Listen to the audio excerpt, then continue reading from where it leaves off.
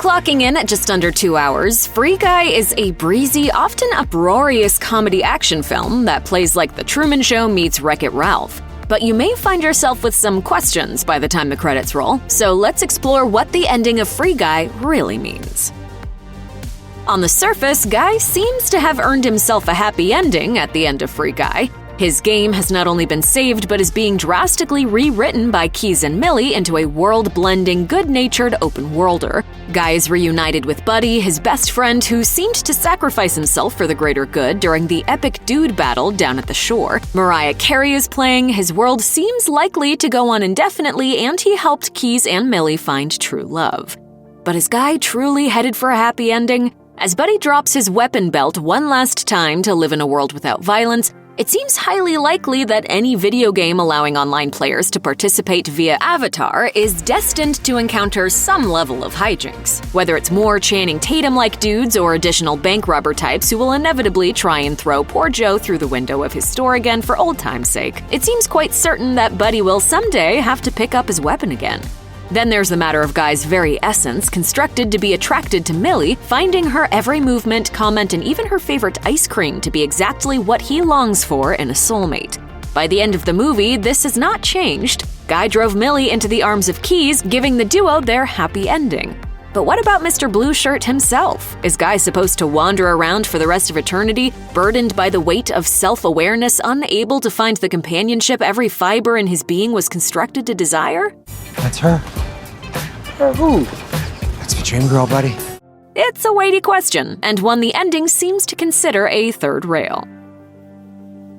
Far and away, the funniest character in Free Guy has to be Dude, a hastily created, muscle-bound ripoff of Guy uploaded to the game in an unfinished form that has him delivering lines littered with TBDs and punctuated by his amazing catchphrase. Catchphrase.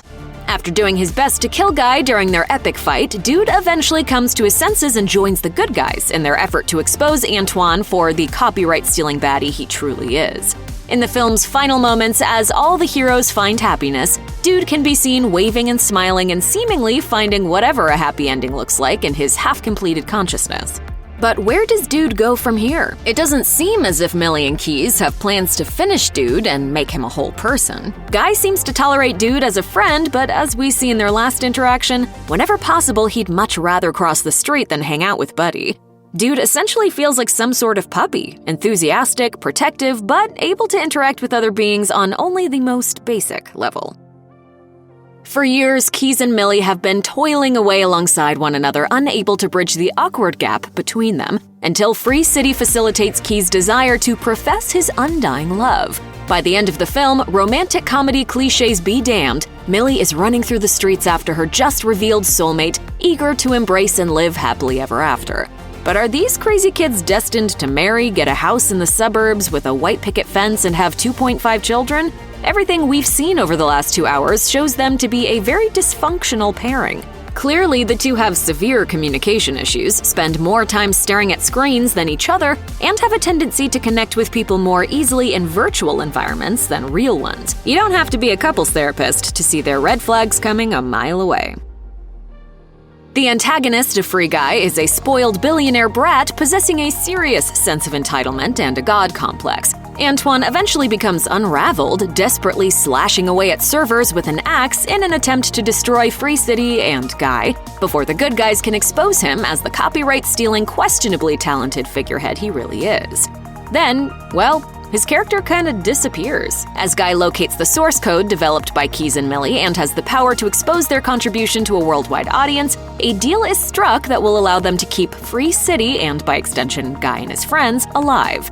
Antwan, the film implies, can go off and make sequels, which probably won't do very well without the creative talents of his developers. So, can it be assumed that Antwan faced consequences for his actions? Depending on how you read into the existence of the NPCs, he may have conceivably killed hundreds of beings, alive in every traditional sense of the word, except the self-awareness granted by Guy's AI, essentially rendering them similar to pets and other animals. By taking that axe to all but one of those servers, Antwan wiped out hundreds of NPCs, even by the most conservative estimate. Did Antwan face jail time for his actions? Highly unlikely, since the copyright theft was buried and we never see any scenes of police taking him away.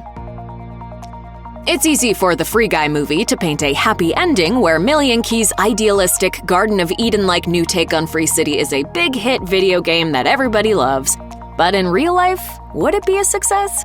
Think about that Channing Tatum cameo. As Guy discovers, it isn't really the movie star, but some candy-scarfing dweeb who just wants to dance, livestream goofy stuff to his followers, and blow things up. Oh yeah, he also wants to look and sound like Channing Tatum, which is why Guy sees what he sees. Would that player want anything to do with the new Free City? Unlikely. In fact, based on what we saw of the old, chaotic, endlessly violent Free City, very few of the old players would come along for this reimagined ride. Instead, Millie, Keys, and Mouser would have their work cut out for them as they appeal to an entirely new audience, convincing them that the very game itself has completely changed. It would be the equivalent of Grand Theft Auto releasing its newest game tomorrow and it being like Animal Crossing. Loyal GTA enthusiasts would be in an uproar, and good luck enticing that new intended audience after years of GTA controversies surrounding the game's violent elements. At the end of the film, we see that Guy has become a household name, Free City seems to be more popular than ever before, and there are still plenty of NPCs in this next incarnation of the game. So it would seem likely that Millie and Keys will replicate their AI experiment time and again, making more and more self-aware NPC characters with their breakthrough technology. But would this be a good thing? Would gamers really want to play a game where every single background character thought they were the main character? On the other hand, isn't that life? If every NPC thought they were the main character, could you imagine how hard it would be to give a game any sort of plot, missions, or overall goal? Perhaps you could measure success in the game the same way some measure success in real life. Money accumulated, job title achieved, etc. But honestly, at that point, it would probably just be better to turn off the game, say goodbye to Guy once and for all, go outside, and enjoy the real world. Life in the big city. Ain't nothing like it. Check out one of our newest videos right here. Plus, even more Looper videos about your favorite summer blockbusters are coming soon. Subscribe to our YouTube channel and hit the bell so you don't miss a single one.